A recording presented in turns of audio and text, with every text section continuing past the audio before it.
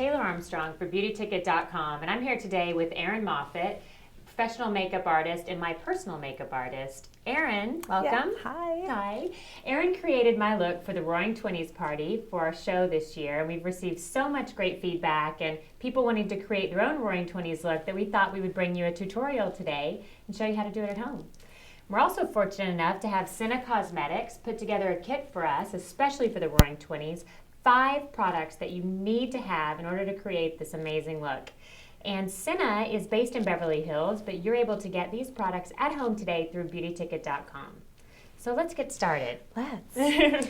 So we're going to take this mineral eyeshadow trio in Satin Doll. It has 3 colors, really beautiful and super easy. So for the Roaring 20's, it's a bunch of roses. We want to keep it almost dewy and romantic.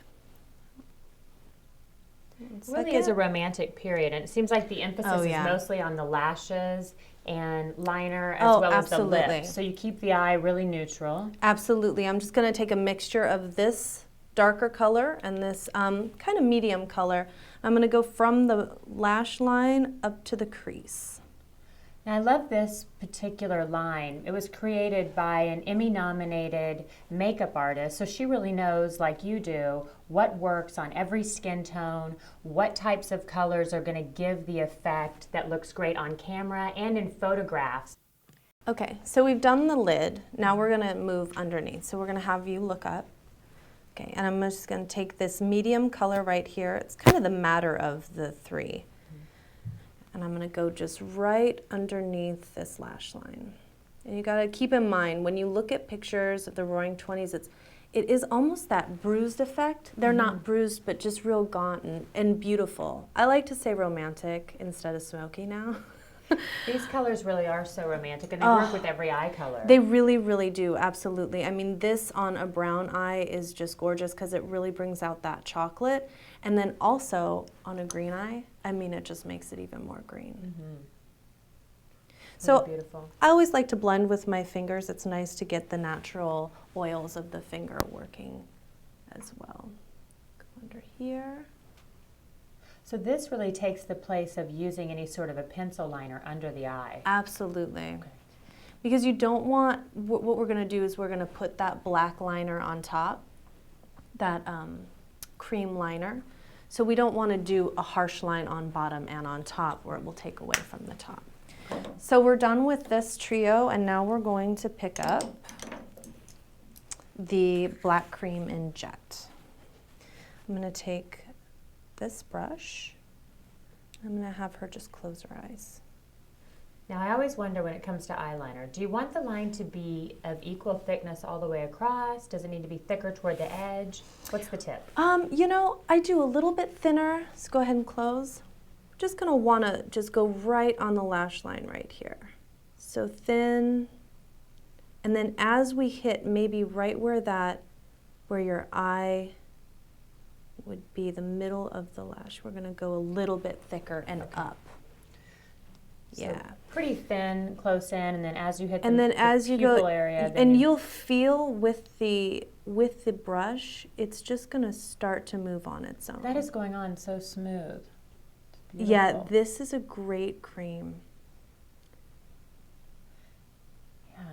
I mean, sometimes I think of liquid as being something that you really have to master, but that cream, as opposed to a liquid, it just went on beautifully. Oh yeah, absolutely. You know, cream is good because you can manipulate it as well. So if maybe she didn't say she's going out and, you know, she's going to do this in the day, right? She's going to go to work, she's going to have a black line during the day, but at night she can just smudge it out, and that's perfect. With the 20's, would you go past the lash line just a bit so that it's sort of... Just a touch. Okay. It's not 50's, right? Right. It's not 50's, it's not 60's, so we want to kind of keep it in and blended almost into the eye. Okay. Where we're not blending out. Right.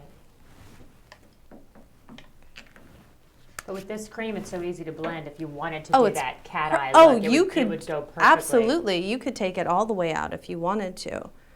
But for this look, I would suggest just keeping it simple. So we're going to apply the lashes now. Yes. Which now, I'm eyelashes excited are about. definitely something that I have had to learn to work with. Everybody does. Yes. For sure. It's Definitely not takes just some you. practice. Yes, it does. Absolutely. The first step, I'll just say, is when you put the glue on, you want it, maybe give it about 10, maybe 15 seconds and let it get gummy. I did learn that from personal experience. When it's really wet, they tend to slide around a lot. And yes, and then you're just trying to fuss with them the whole time. Right, okay. So I'm going to have her just look down. I'm going to tell her you can blink as much as you want, but just don't close your eyes tight. Because when you close your eyes tight, they're going to wrinkle a little bit, and then when you open them, this track's not going to be on. They also shake, which we talked about when you first started applying lashes. For me, is when you just try to lightly shut your eyes, they tend to shake just a little bit. And if you open them ever so slightly, they stay pretty still, and it makes it easier to apply, and it makes the lash line much more straight once you open your eyes. Go ahead and look forward. How's that feel? Good. Good. Yeah, those look really great. Beautiful. And the glue will dry, of course. It's going to dry clear, but it's nice to just get a little, just to go back over it with that cream liner. Okay, so now that I've applied the lashes, I'm going to take my cream liner again in Jet, put it on my brush, go ahead and close, and I'm just going to go over that track again and maybe even make that line a little bit bigger, because now that I have the lashes on, I can make it a little bit more dramatic if I want to. They look beautiful. I love how they get gradually longer toward the edge and they fan up really beautifully. Oh my God, those long ends. Yeah, really absolutely. beautiful. So now we're gonna go ahead and we're gonna use this Faded Rose face color. Just a bit of a cheek. I'm gonna have her smile big. It's on the apples. Yeah, the soft rosy colors with the dramatic lashes. It's so reminiscent of the 20s. I just love it. Oh yeah. That's a pretty color for every day as well. You know, and it's good on everybody. Absolutely. When you put all of these pieces together, it gives you that 20s look, but each of them individually could be used for any day. Oh, for sure. I mean, you could do a great smoky eye just with these colors as well. I mean, it doesn't have to be this specific look. It can be, you know, you can take that jet and go underneath or maybe put it in the lash line and smoke it out a little bit. And the smoky eyes just, it's never going away. That would give you more that rocker look Oh, by yeah. using the cream along the top and the bottom. Oh, yeah. That's fun too. Oh, for sure. So now the key to this whole look, the finishing touch, is of course the red lips. Yes. I love a good red lip. I'm just in love with it.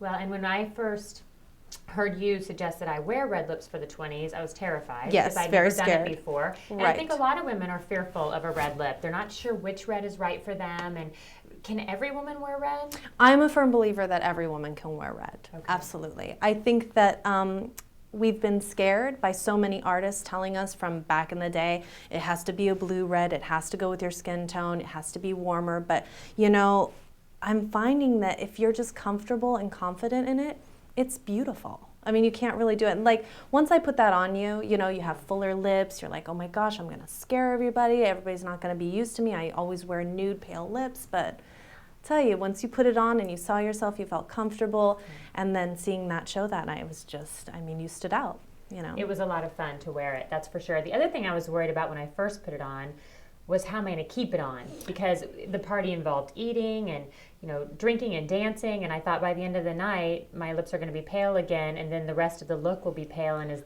am I going to have ruined the whole thing? But right. You gave me a couple of tricks to keep it on. Well, yeah, and a lot of women get afraid that they're gonna, you know, they line the lips and then all of a sudden they eat off the lipstick and then they just have the liner, which to me is very embarrassing. I've been there, we've all been there. And then you've just got a rim around your lips. Now, my grandmother taught me that you would want to maybe take a little bit of powder down your lips, apply a little bit of water to mat that down, and reapply the color. This is a gorgeous red. Oh, it's beautiful. I love this color. I mean, I would wear this color even with the red hair. And I think that, you know, it's got a bit of every tone in it. I think whenever you're going to venture out for the first time, a red lip is kind of a fun way to go. Oh, absolutely. Yeah, color in general is a great way to go. Well, this kit is perfect. I think that we've created exactly what we were shooting for here. The Roaring 20s recreated, and I'm in love with that lipstick. I'm going to have to try it. Oh my gosh, it's phenomenal for sure. Thank you, Erin. Oh, Thank absolutely. You, Julie. Yeah, gorgeous. thank you. And you can get this kit at beautyticket.com. It retails for $95, but you get a much better price on beautyticket.com, and you get the 5 essentials for creating your own Roaring 20s look.